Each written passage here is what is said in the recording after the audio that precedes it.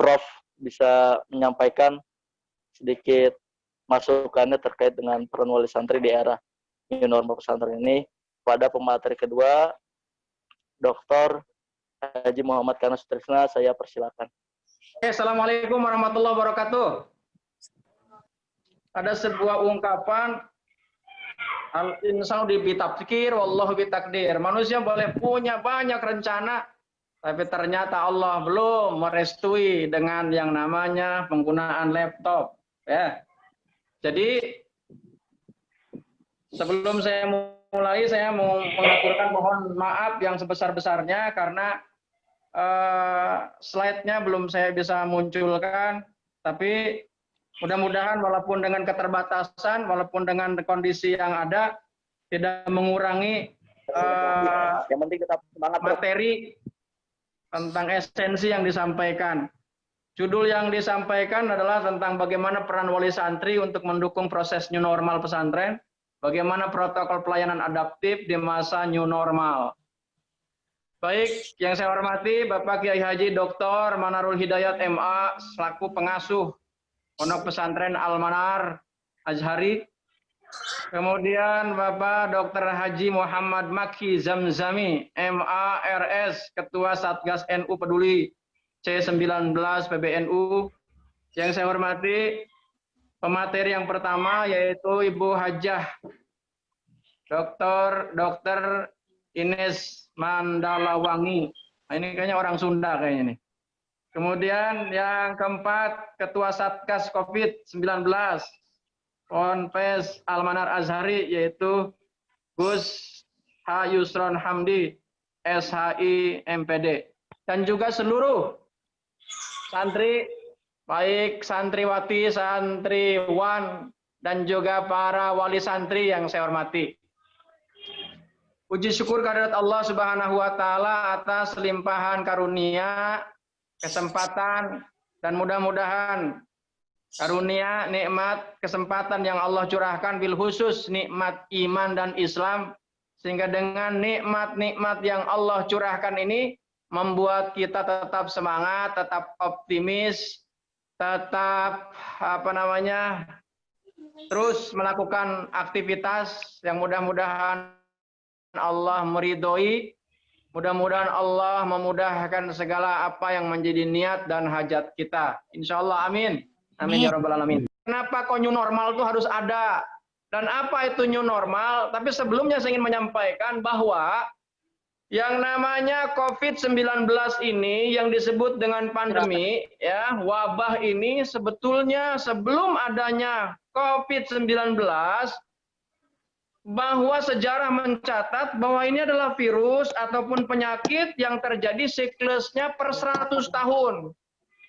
Dalam sejarah yang memang bisa dipercaya pada tahun 1720 itu terjadi yang namanya di Prancis, nama wabah ini adalah wabah sampar. Dan ini juga cukup banyak korban yang terjadi saat itu. Yang kedua, 100 tahun berikutnya juga pada tahun 1820 itu juga pernah terjadi yang namanya wabah kolera. Ya, yang buat banyak orang mencret gitu kan, sakit perut. Nah, itu kan yang sekarang dikenal diare. Tapi sebenarnya kan kolera itu kan. Wabah ini berasal dari India yang memang itu membawa dampak ke seluruh negara Asia termasuk Indonesia. 100 tahun kemudian wabah ini datang lagi tepatnya 1918, yaitu dikenal dengan flu Spanyol. Flu Spanyol ini itu disebabkan oleh virus flu H1N1 yang mengalami mutasi genetika, dan korbannya itu justru jauh lebih banyak dibandingkan dengan COVID-19 seperti saat ini. Dan 100 tahun kemudian itu terjadi tepatnya 2019 di Wuhan, tepatnya di bulan November kan. Indonesia belum apa-apa waktu itu, memang sempat Indonesia, para pejabat itu sempat mengatakan Indonesia nggak mungkin kena COVID karena Indonesia mayoritas Islam. Memang agak lambat penanganannya, ya.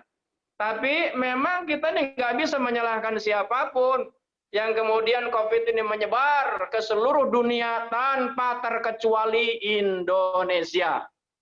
Maka sahabat-sahabatku semuanya, adik-adikku yang aku cintai, yang saya sayangi, bahwa dengan kondisi ini kita nggak bisa saling menyalahkan, saling berseteru, saling menganggap diri kita, kemudian kita akhirnya tidak bisa produktif. Dan memang betul, terlebih ketika kita melihat yang namanya berita-berita di media, saat ini justru yang menakutkan itu bukan virusnya, justru beritanya yang menakutkan setiap saat. Sehingga apa yang terjadi, orang tua pun ada yang kemudian mengambil sikap, anaknya ditarik dari pesantren. Anaknya nggak boleh masuk pesantren, dia hanya ada di rumah. Ya. Padahal kemudian pesantren juga sudah banyak yang melakukan yang disebut dengan protap kesehatan. Tapi dengan kondisi adanya wabah yang terus merebak, yang begitu sangat luar biasa, dan bahkan teramat masif, ya, begitu sangat menyeluruh penyebarannya, membuat banyak orang yang stres itu semakin meningkat. Banyak yang meningkat stres, mau buka bisnis, didatangin Satpol PP. Pendidikan bahkan harus mengikuti protap ini dan itu. Maka kemudian kalau ditanya bagaimana peran wali santri untuk mendukung proses new normal ini, maka new normal itu kalau ditanya apa itu new normal? New normal itu kan sesuai dengan bahasanya kalau diterjemahkan secara bebas adalah normal baru atau kenormalan baru. Kok ada yang namanya new normal? Ya iya, bahwa hidup ini sesungguhnya memang dari hari ke hari kita nih pasti akan mengalami yang namanya perubahan. Ya, perubahan usia, perubahan sikap, perubahan perilaku. Nah, termasuk di dalamnya dengan yang namanya pendidikan.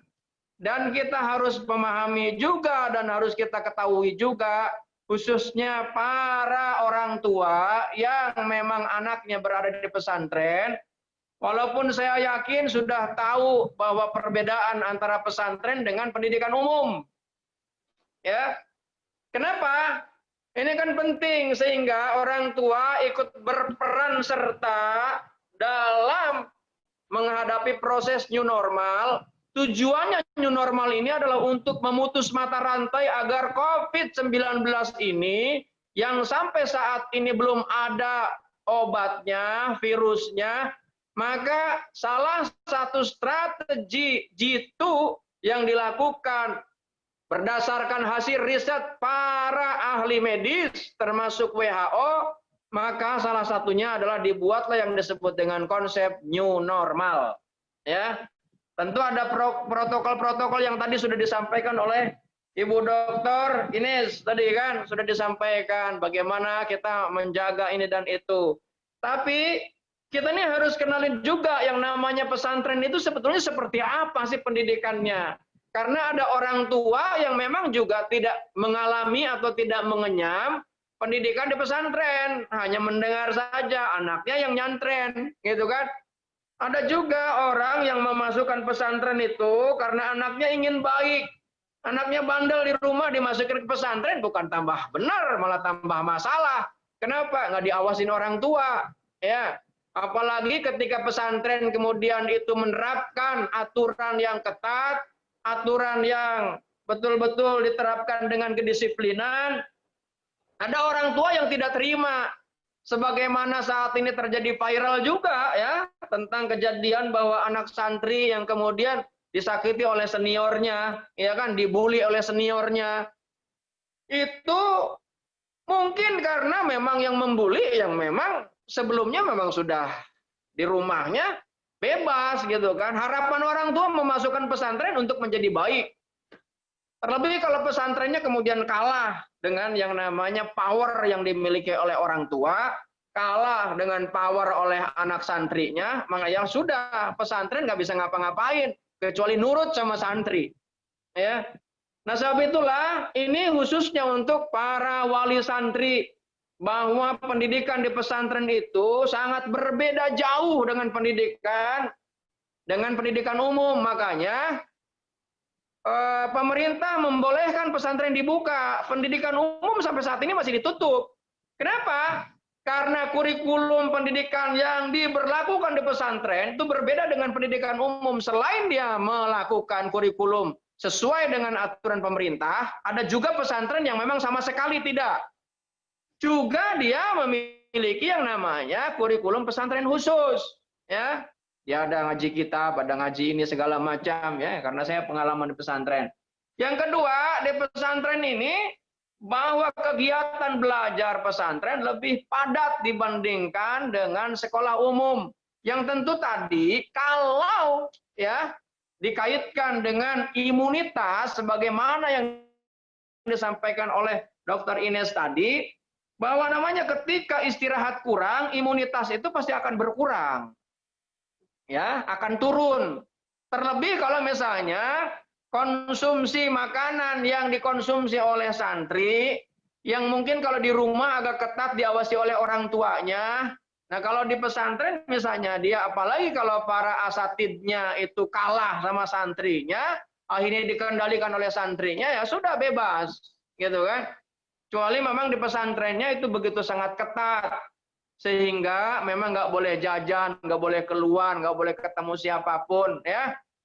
Saya ini bersyukur juga anak saya ada di pesantren dengan apa namanya ketat, nggak boleh bawa ini, nggak boleh bawa itu. Misalnya contoh nggak boleh bawa handphone, kalau ketahuan handphonenya boleh dirusak, itu belum tentu orang tuanya menerima. Ya, belum tentu orang tuanya menerima, walaupun sudah dikasih pengertian ataupun sosialisasi terlebih dahulu. Ya, ini kaitan dengan kegiatan pesantren. Yang ketiga, bahwa para santri ditanamkan pendidikan akhlak. Makanya kenapa anak-anak santri itu dia diajari tentang yang namanya tata krama, sopan santun. Tentu itu kan dia akan melihat pada ustadznya, melihat kepada seniornya, ya. Maka dia akan ngikutin itu apa yang sudah diwariskan oleh para asatid, apa yang diajarkan oleh para ustadz, yang diajarkan oleh para seniornya itu akan membekas, yang akhirnya turun temurun nih kalau yang bagus ya, yang buruk pun kadang bisa turun temurun. Nah, sebab itulah pendidikan akhlak ini yang paling penting, sebagaimana yang diajarkan oleh ajaran Islam, yang utama itu adalah akhlak. Kemudian santri ini tinggal di asrama, beda dengan pendidikan umum. Walaupun ada juga yang namanya boarding school. Boarding school kan lebih cenderung hanya asrama, tapi kan beda dengan pesantren. Kalau pesantren kan dia ditanamkan tentang akhlak, bukan hanya ilmu. Karena kalau hanya sekedar ilmu, dimanapun kita bisa menuntut ilmu, apalagi dengan kemajuan teknologi yang ada, ya. Tinggal di asrama, makanya tuh saling membantu, saling menjaga itu kan, sehingga dia bisa menyelesaikan masalah tanpa minta bantuan orang tua, apalagi kalau anak-anaknya manja. Nah, itu orang tua ini harus ikut serta bagaimana mendukung tentang kurikulum, tentang program-program yang ada di pesantren, supaya anaknya juga punya kemandirian, supaya anaknya itu juga punya kepribadian dan bisa menyelesaikan, walaupun hanya dalam waktu jangka 3 tahun misalnya, walaupun 3 tahun itu nggak cukup pesantren. Kemudian yang kelima, bahwa santri ini diajarkan untuk memiliki sifat mandiri tadi kan. Sebab itulah Bapak, Ibu yang dirahmati Allah, ketika kita ini berada di pesantren, ya, ketika kita berada di pesantren, itu agak berbeda dengan ketika kita berada di rumah, ya, yang bisa kapan saja minta. Dan begini juga, Bapak, Ibu yang dirahmati Allah, para wali santri yang dirahmati Allah, maka ketika anak ini mengadu ini dan itu harus cross check dulu, jangan juga sampai kita ini telan mentah-mentah, ya. Kita ini cross check dulu, jangan sampai kemudian akhirnya ada orang tua kemudian karena memiliki power, memiliki kekuasaan, memiliki wawasan, kemudian ustadznya diintimidasi, pesantrennya kemudian dicecar. Nah, itu kan jadi masalah, dan itu hanya menjadi presiden buruk, menjadi masalah buruk bagi santri-santri yang lain. Ini kalau ditanya tentang peran orang tua. Dan orang tua ini ketika kita ini sudah memasukkan anaknya ke pesantren, percayakan 100% ke pesantren, jangan kemudian kebanyakan nuntut ini dan itu. Ya. Karena pengalaman saya ngurusin beberapa orang saja itu beratnya luar biasa. Dan saya ini hormat betul-betul kalau bisa nih 4 tangan hormatnya kepada para asatid yang memang dia mendermakan waktunya, tenaganya untuk berada di pesantren sambil mengawasi itu anak-anak, padahal itu bukan anak kandungnya, dengan penuh kasih sayang, dengan penuh perhatian, ya. Yang mudah-mudahan saya doakan itu para asatid termasuk Pak Kiai Haji Manarul Hidayah yang sudah meluangkan waktunya untuk mendirikan pesantren, berikut putra-putrinya dan para asatid yang ada di Al-Manar, mudah-mudahan Allah berikan kemudahan segala urusannya, disehatkan, dipanjangkan umurnya, ya. Jadi sahabat-sahabatku, para wali santri dan juga seluruh yang menyimak siaran ini, ketika kita nih menghadapi masalah, sebetulnya Allah ini sudah memberikan bimbingan kaitan dengan yang namanya new normal ini. Kita nih pasti dibikin bingung, dibikin stres, apalagi nih hampir 1 tahun kita nih berhadapan dengan yang namanya virus. Yang terkadang kemudian kita nih menganggap akhirnya, karena ini sudah dianggap biasa, akhirnya yang namanya protap menjadi landai. Akhirnya apa yang terjadi? Karena kita nggak ngikutin lagi protap yang ada, sebagaimana tadi disampaikan oleh Dr. Ines dengan 3M, menjaga jarak, ya, mencuci tangan sesering mungkin, kemudian memakai masker, itu jangan sampai kemudian menjadi longgar. Yang pada akhirnya itu virus yang nggak kelihatan itu, virusnya kan nggak kelihatan, kecuali dengan menggunakan alat. Maka itu bisa akan masuk menjangkiti kita yang pada akhirnya kita ini kemudian bisa menjadi terjangkiti. Kalau sudah kena, oh itu masalah. Nah sebab itulah, para pendengar yang menyimak siaran ini, ya, webinar ini, Allah tuh menyampaikan kepada kita, kalau kita ingin sehat, ya berusahalah. Kalau kita ingin pintar, ya belajarlah. Kalau kita ingin kaya, ya bekerjalah. Walaupun tidak ada jaminan, karena yang menjamin itu Allah. Olahraga, itu udah jaminan menjadi sehat. Kenapa? Yang membuat sehat itu Allah. Tapi kita nih ikhtiar, ya, sama halnya karena ada juga orang yang beredar di lapangan, orang beriman tuh nggak mungkin kena virus. Siapa bilang? Mu'ad bin Jabal ini sahabat Nabi, meninggal itu kena virus juga. Jadi itu jangan sampai juga mendengar orang-orang yang kemudian tidak bertanggung jawab menyampaikan hadis-hadis yang maudhu, bahkan bukan dhaif, ya. Nah sebab itulah kita ini harus berubah. Kalau kita ingin selamat, selamat dunia, selamat akhirat. Kita ini kan jangan sampai juga matinya mati konyol gitu kan. Kita ini tanpa ada ikhtiar, tanpa ada usaha, kita ini jalan-jalan seenaknya di tengah kondisi COVID. Saat ini kan ini lagi libur panjang. Saya lihat tadi sepintas saja puncak macet jalannya. Itu jalan-jalan. Ya. Nah, sebab itulah Allah menyampaikan dalam Al-Qur'an surat 13 ayat 11, "Innallaha la yughayyiru ma biqaumin hatta yughayyiru ma bi anfusihim." Allah tidak akan merubah nasib kita, ya, nasib suatu kaum kecuali kita sendiri yang merubahnya. Kalau kita pengen sehat, rubah sikap kita. Maka dengan perubahan itu yang disebut dengan new normal, ya. Kenapa? Kita ini sebetulnya diciptakan oleh Allah dengan segenap potensi yang ada. Yang memang sebetulnya kita ini mampu menghalau terhadap yang namanya beragam yang akan menghancurkan tubuh kita. Ya. Nah sebab itulah kita ini yang harus menjaga dengan sebaik mungkin. Ketika kita ini diciptakan oleh Allah, ini dengan fi ahsani taqwim, fisik kita ini baik, hebat, gitu kan. Kenapa Allah menurunkan virus? Tujuannya agar kita ini menjadi belajar, agar kita ini jangan sombong. Walaupun virus datang yang sudah banyak memporak-porandakan beragam aspek, termasuk aspek keberagamaan seseorang itu porak-poranda, ya, apalagi ekonomi jangan ditanya, dunia pendidikan pun porak-poranda. Itu kemudian jangan sampai kemudian merasa diri kita ini paling hebat, paling merasa beriman, paling merasa paling pintar. Masalah itu nanti. Dan orang-orang sombong itu sulit untuk dikasih tahu. Sulit untuk dikasih wejangan. Merasa dirinya pintar, merasa dirinya paling tahu. Sehingga akhirnya apa yang terjadi? Virus itu kecil. Ya, kita ini orang yang beriman. Sholat nggak dilakukan dengan social distancing. Ya, padahal itu ada aturannya. Makanya kita nih harus belajar juga. Kemudian apalagi, kita bukan nggak boleh salaman, banyak provokator juga nih. Kita nih masa salaman nggak boleh? Salaman masa harus jarak jauh? Ini kan Rasulullah ngajarin harus salaman. Nah, sebab itulah nih pentingnya belajar, perlu nih mengaji, pentingnya mengkaji. Makanya nih memang saya selaku orang tua, wali santri juga, ini menyarankan juga kepada pesantren Al-Manar agar nih sering-sering memang dibuatlah yang namanya kajian khususnya untuk orang tua. Supaya santrinya, anaknya yang berada di sana itu, kemudian dia betul-betul menambah wawasan, orang tuanya pun menambah wawasan, sehingga tidak banyak menuntut ini dan itu, tidak banyak menyalahkan. Ya, kalaupun ada kesalahan ini dan itu, ya bisa didiskusikan, gitu kan. Nah, kembali lagi terkait dengan yang namanya tubuh kita. Tubuh kita ini sudah disiapkan oleh Allah dengan segenap potensi yang ada. Tubuh kita ini sudah hebat.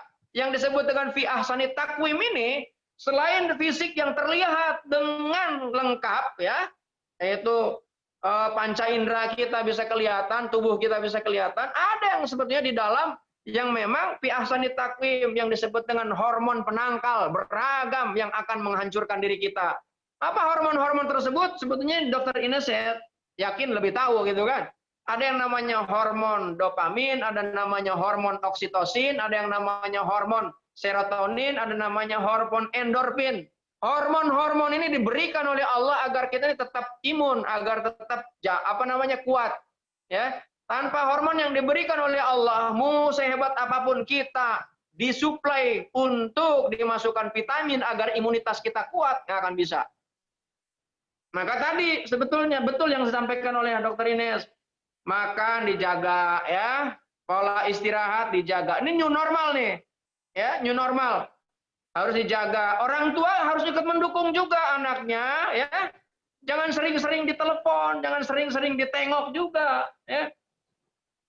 Biasakan. Tentu memang kita sarankan juga bahwa di pesantren makanannya juga harus diatur, gitu kan, supaya anak-anak santri itu betul-betul tersuplai gizinya dengan sebaik mungkin, gitu kan. Tapi ini anak-anaknya juga harus diajarkan tentang disiplin, biarkan dia makan dengan makanan-makanan yang baik. Walaupun pengalaman saya dulu, ya, itu cukup dengan ikan asin, tapi memang kondisinya agak berbeda saat ini. Maka ketika tubuhnya tidak tersuplai dengan makanan yang baik, ya, yang masuk ke dalam tubuh itu akan mengganggu, ya, mengganggu tubuh kita. Nah, sebab itulah ini harus juga dilakukan terkait dengan yang namanya bukan saja fisik yang berupa hormon tadi, tapi yang bersifat non fisik termasuk di dalamnya adalah pola pikir. Pola pikir kita ini harus juga dikendalikan. Kenapa? Karena dengan pola pikir yang tidak terkendali itu bisa membuat kita menjadi stres. Apalagi kita nih melihat dengan kondisi yang namanya COVID yang sampai saat ini entah kapan akan berakhir. Virusnya, antivirusnya belum ada, ya, antivirusnya belum ada. Kemudian sampai saat ini penelitian juga belum juga berakhir hasilnya seperti apa. Berita di mana-mana, ya, berita-berita hoax, berita-berita yang tidak benar beredar di mana-mana yang terkadang kita yang masih latah dengan teknologi menganggap bahwa berita hoax itu dianggap berita benar, yang kemudian di-share, disebarkan, akhirnya apa? Menjadi petaka, menjadi masalah, ya. Nah, sebab itulah bagaimana caranya menghadapi COVID-19 di era new normal ini. Strateginya satu, kita nih harus berdamai sebagaimana yang sebagaimana disampaikan oleh presiden kita. Kita nih harus berdamai. Maksudnya apa? Karena tidak semua orang paham. Apakah kita nih harus mendekat ke virus?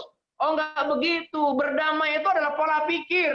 Pola pikir yang harus kita miliki bahwa kita nih jangan sampai kemudian hanya memikirkan virus bahayanya, tapi kita ini juga harus memperhatikan hal-hal lain. Ya.